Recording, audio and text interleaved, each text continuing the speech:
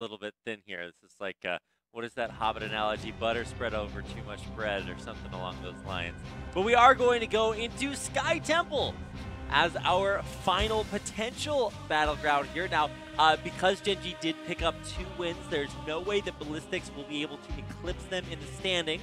So for all intents and purposes, standings are locked going into the Eastern Clash. But, I mean, playing for wins is playing for wins. Stat padding is always essential. And the ability to win this series is still very important for both of these teams because this absolutely could be a matchup that we see faced at the Eastern Clash. Oh, yeah. I mean, this could be the finals. It's probably going to be the finals of the semis. Let's be real. China's not in a good shape right now. They're a very weak region at the moment. So, excuse me. So, I think that, you know, this will occur somewhere along the lines in, you know, on home soil here in Korea. This event's going to be in Incheon. So, once again, DPS bans, Gen.G, Tracer, Ballistix. They continue. They go for the Maiev. They go for the Rainer. The Maiev. SC's hero pool dwindling down once again. We're going to have to see that Hanzo priority, I think. Gen.G probably just could ban Rainer. They could ban the Hanzo. I would actually prefer that. Rainer did work out well in game 1. But that was with, I think, mostly just Zeratul and Diablo that actually popped off. I want to see maybe a return to that. I mean, obviously the bans may not allow for that. The Haka taken out here. And so I don't know if it's time for that first pick Rainer, but okay, grabbing the Phoenix, the safer alternative. And that is what feels like a big win for Ballistix. Yeah, it does feel like a huge win. It's what we've been begging for. Prioritize your DPS in the first slot. At least like a breath of fresh air. It's like, oh, okay, they know what to do with that. Yeah. So this is something that we know that SC can play well. SDE has also played it. He was actually the first player to play Phoenix in Korea ever. So draft looks good from the outset here for Ballistix. Bunker is going to make it tougher to use Salvo, so high priority here. They've already banned away the Dahaka, so controlling the solo lane pretty well. If Urel is not picked here for Ballistix, I think Gen.G will certainly ban it to try to maintain that kind of macro dominance that the solo lane provides you. Okay, 2 more coming through. I'm almost guessing that this will just be a... oh, wow. So no Malfurion picked up just yet. It's going to be a kind of a late draft for that. Yeah. But going with the URL, yeah, makes a lot of sense against Blaze, at least in the solo lane head-to-head. Yeah, so if you don't get the URL here, it definitely gets banned. You end up losing the solo lane because no one can really beat Blaze except ranged heroes, but that's not meta right now. Gen.G... They can't really ban the Malfurion because they want to pick it themselves because the Karzim will be banned by Ballistix, so they ban the Zeratul, preventing that scary, aggressive pairing that works well with Muradin and Urel. Abathur is still a possibility for Ballistix as well on this map. Don't count that out.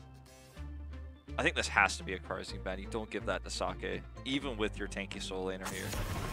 They ban the ETC, they leave it open. Okay, I mean, yeah, like, that's almost a guaranteed lock-in. You've also got any number of CCs, even without the ETC. You can go right back to that Anubarak. You can, I mean, maybe this is Gen.G's Diablo, but either way, you're going to see a very, very scary...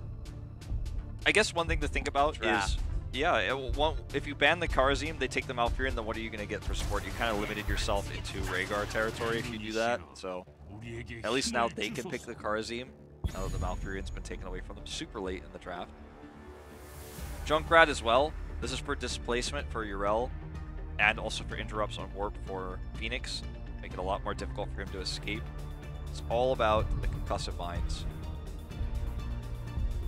For SDE, what hero will we play? That's what we're wondering.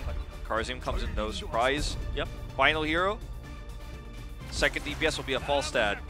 Okay, and this works especially with Dahaka ban, going to have at least that advantage. I mean, once you get, you know, Ripper Air, it's kind of a semi-global hero. Junkrat is, just because you can't just travel so quickly. But this does leave up one final pick for Gen.G. It's going to have to be some sort of, like, tanky follow-up to join in with Blaze. Well, going to be the Anubarak. Yeah. So I think the Anubarak works well with Blaze. It's the, what did you call it? The Bash Bros? I mean, they both just kind of tunnel. I mean, I guess Blaze doesn't tunnel, but if he did, they both just pick one guy that's just going to have kind of a bad day. It's a very aggressive combo. It leads to CC chains. It can be very deadly. Yeah, and especially if there's someone that's very vulnerable to that. So, like a false stat, you know, anytime you can catch him out of position, it just chains CC into death almost.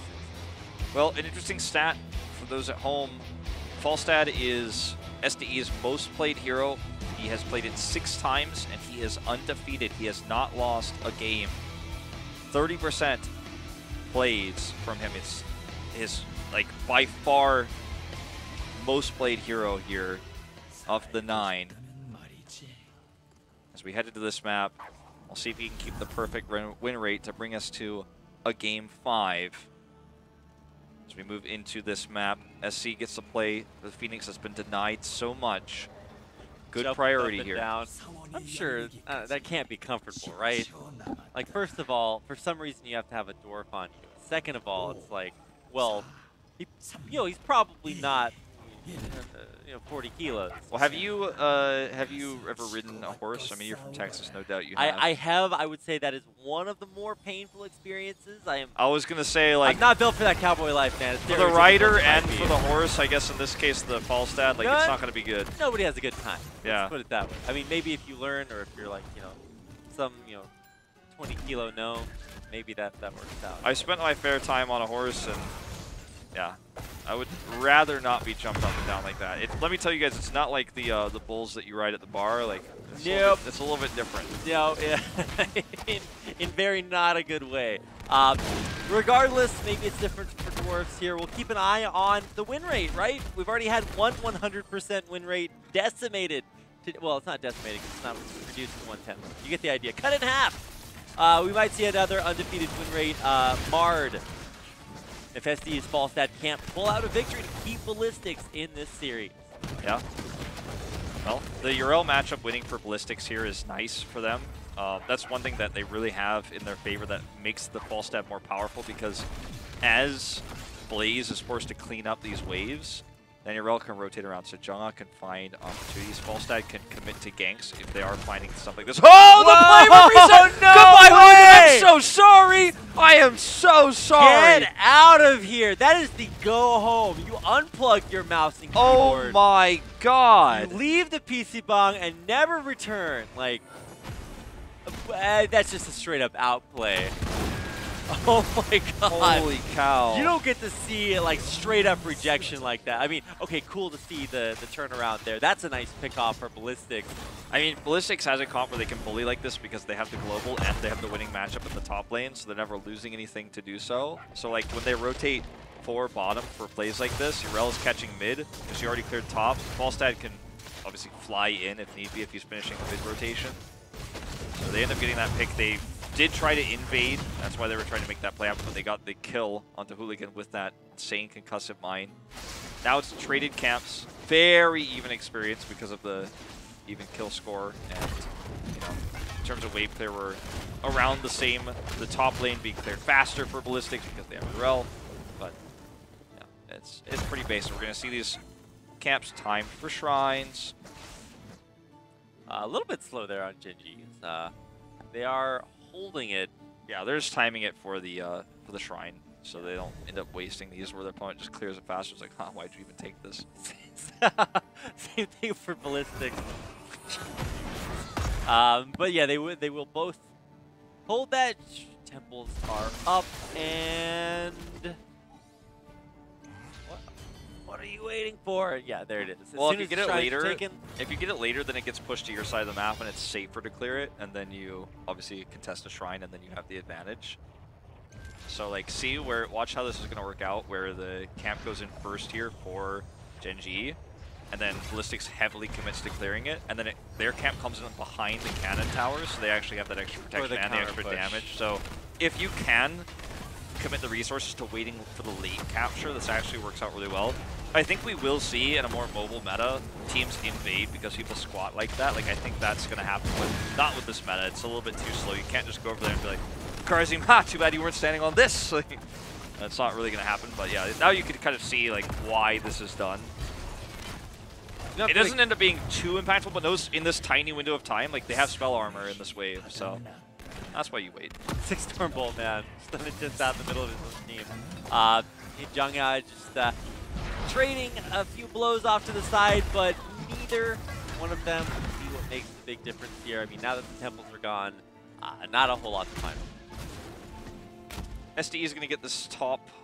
No, actually not going to stick around to get this top can. Towers in the sail, pushing closer to 8, but I mean, we are still very close in experience right now. Tist and Friend's going to back off. You can see how much damage Rich could do. Ace in the hole. Broken ability, let's be real. Uh-oh, Hula gets caught again. He's going to get his vengeful Q back, but the global presence of the small stat doing work for Ballistix. Getting that extra damage done. If he really wants to be truly global, that's Hinterland Blast out there. Wishful thinking on my part. If he wants to be truly global, he should speak like 7 languages. If he wants to be truly global, he'll like open a coffee shop in Puerto Rico. Yeah, unfortunately not a polyglot and not able to lock that one in because the heroes are not come online just yet. But we do have very even experience bars on both sides. I already had my one Hinterland. If he wants to be truly global, have a phone with 2 SIM card slots.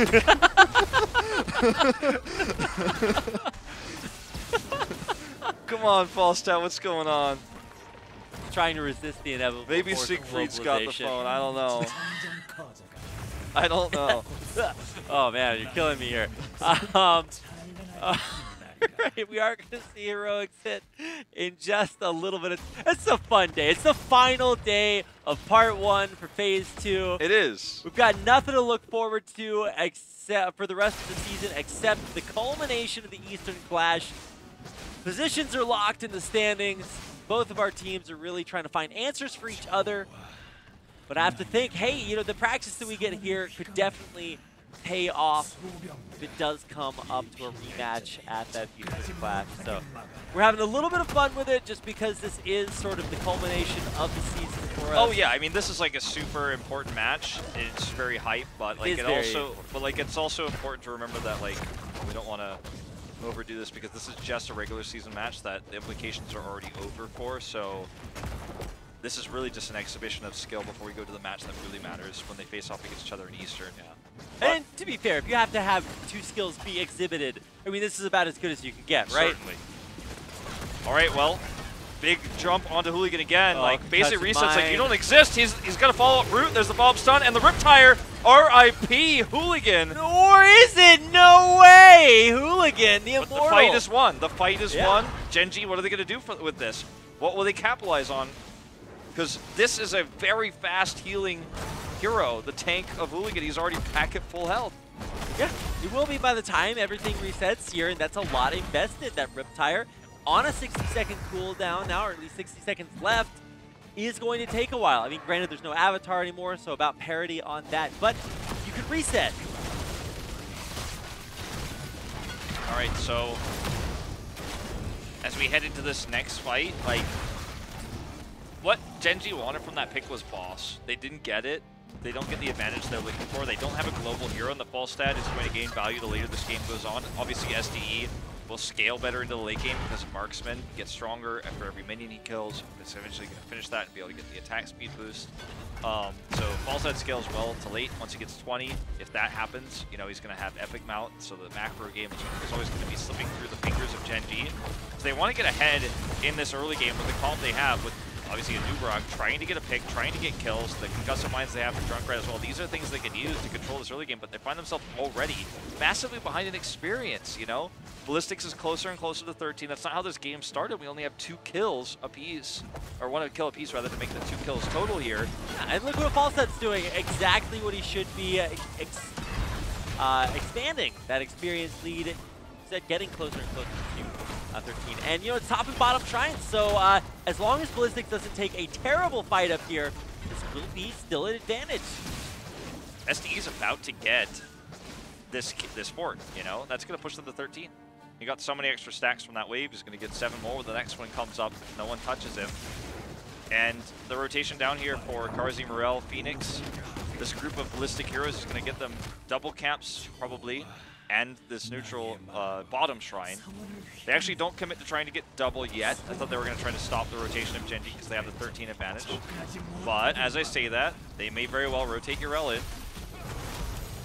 4v4 over this camp right now. Hooligan jumps in. The mine does not catch him this time. Trading temples, but it's the camp that is actually the big point of contention, and Ballistix take it. They'll back off, and it's time for boss. Rich sees it. The Banshee sees it as well. They're going to move in here. Gust is available, so we could just see a fly up here from SDE. The Gust to push them off the boss to get that capture. Bunker, though, very similar situation. And Riptire. So Gen.G wants this. I think Ballistix doesn't need this as bad as Gen.G does, so they can actually just play passive like this and say, like, well, if you want the boss, come get it. We're ahead of you in experience. We're ahead of you in structures. If you want to take this fight, it's up to you. We're not going to overextend and make a mistake here. Gocha does get the last shots of this eventually here. But the fact that it took so long comparatively means that Ballistix has a 5-man rotation they can use with Global. And in fact, Gocha, he may have claimed his last here on the Blaze. He'll never be allowed to post on online forums again. I mean, Magi, yeah, he's going to slow him down. Make sure you can't mount up. But look, away. Gen.G is making a boss play from this. This is actually really cool. Gocha is buying so much time here.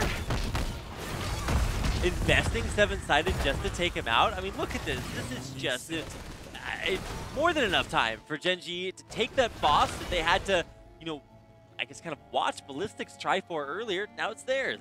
Yeah, very well played by Ballistix, capitalizing on this moment that Ballistix commits to. The boss is going to help them catch up in structures. It will help them catch up in experience. It's not the craziest lead for them, but while this rotation happened, a huge minion wave got pushed top. And normally that feels like a good thing, but actually this ends up working against Ballistix because you're now giving Gen.G free soak in this top lane while the boss is pushing bottom. SDE is the target here for this next rotation, but he should be fine. They should be able to get the fort, though, as Reset's already kind of trying to chunk these minions down, so that can happen. I mean, Hooligan's waiting here. If Reset takes one step out of the ordinary, then that could have been a little bit dangerous. Every good Junkrat player has that ability to spontaneously combust. So I got my eyes peeled for Reset. See if a point of vulnerability. You know, the fort's still alive, Wolf. Gen.G pushing for it, but I don't think they're willing to overcommit. Yeah, I mean, there's not much to be gained from it. Even if they kill it, Ballistix gets 16 first. But during all these moments, they're trying to find this extra free soak. 7-side strike, not really doing much here. Yeah, I mean, it chunks Gocha, but here comes the Gust. 3 of them right into the bushes. Bunker, though, the bunker is so well placed. Here's the Riptire Junga. Trying to use his heroic here to survive. He will give him some heals, but already the first kill's coming through. For Gen.G, look at Wrench, he's doing so much damage. This is say, I mean, SDE, he had the Gust, but it's an explosive Gust from that Riptire that almost does a better job than he does. Yeah. Well, looks like Reset took a step out of ordinary. He took a step towards extraordinary in this game. He's had these insane concussive mines from the outset.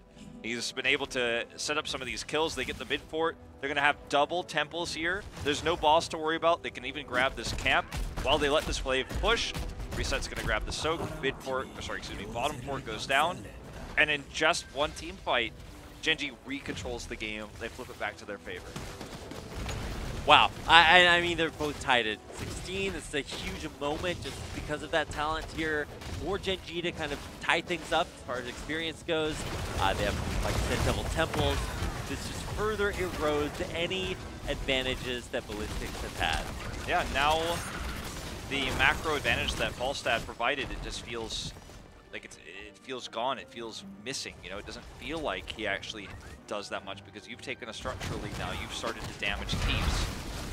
And, you know, the most that Ballistix can do is hurt this top keep wall with their final shots. And they will. But Gen.G's pushing closer to 20. The bottom camp isn't even dealt with because Falstad is just all over the place trying to clean up the mess that Gen.G has created here. Including now this night camp to the top. Bot push is like insane, so they're gonna have to go deal with that. Oh my god. And Gen.G can, if they commit only a few members to deal with this bot push, then, you know, maybe Gen.G collapses on it. They don't have full vision. If they only commit one, if they commit all of them rather instead, then they can get this top keep. They still have a numbers advantage. They have vision of Falstad, and they're just going to slowly edge this in to start sieging at this keep. It's very difficult with Raynor to do damage, but Junkrat can slowly poke his way down. I mean, you just look at the map, it's a whole lot of blue, right? Everything taken, just all resources absorbed by Gen.G. And now they are threatening these keeps. The push up the mid lane was actually a little bit worrying to me, but then I realized, wait, they still have the keep wall, and realistically, that's not going to make much This progress. is actually just like safe experience for Gen.G right now. The same way that the same is true to Ballistix for the top wave, but they're actually Ballistix can feel the pressure now. They're starting to like rotate around. They're not clearing as many waves as SDE is, but if they were clearing the top wave right now faster, then they'd have like actually an experienced lead.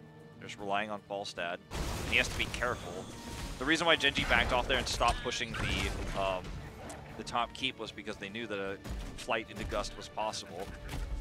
Gen.G's kind of just threatening small things, rotating away, getting the soak that's provided by Falstad, like over and over and over again. And every time Falstad gets a slight lead in experience, they're like, well, now you push this wave, and we're just going to clean up the other part. We're going to even the experience back out. So they're kind of nullifying Falstad's global presence by just rotating S5 and cleaning up the waves. Then the only wave they leave is the Falstad wave. And if they don't have any objectives to fight over with their 5-man rotation, they just go get the soak. It's going to happen again. Look, they stay S5. Falstad's wave gets pushed into their base. It's safer to take it. They can go down and grab it. I guess this time there actually is that objective, so they're not going to do it. They look like they're posturing towards it, but they're going to stay for the shrine. Here's the fight that may decide this game in the series. Oh, Hooligan, there's a nice gust, but it only kind of repositions Gen.G. Hooligan still below half, and he is going to have to exit stage right. And now it's Ballistix exit along with him. That's just going to be completely giving up on that temple. Their keep will fall along with it. Where's the hope? Not a whole lot of it. No Ariel in this game either. Jung-Ah dives into the front here. Banshee is going to be focused down first, but Kyocha comes in for the big stun. Here's the follow-up. Hooligan has to run. That's not a good sign for your tank. No support here, and they're blowing up Hooligan. Karazim gets out, though. Can Jung-Ah escape? Oh, and look at Rich. Rich is just going to 1v5 right now. It's almost a little bit humorous. See Jung-Ah kind of caught off to the side. He gets shoved down the moon well. Or it's not the moon well. What's moon door. Moon door. Yeah, there it is. And so he'll take a long walk. Or long walk off of a short platform. And another keep just about going down. There That's are the final 20 shots that'll take it out. Okay. That's 20. Well, they're going to look for the boss play now. Okay. With no Urel here, it's very difficult to contest. Gust is available.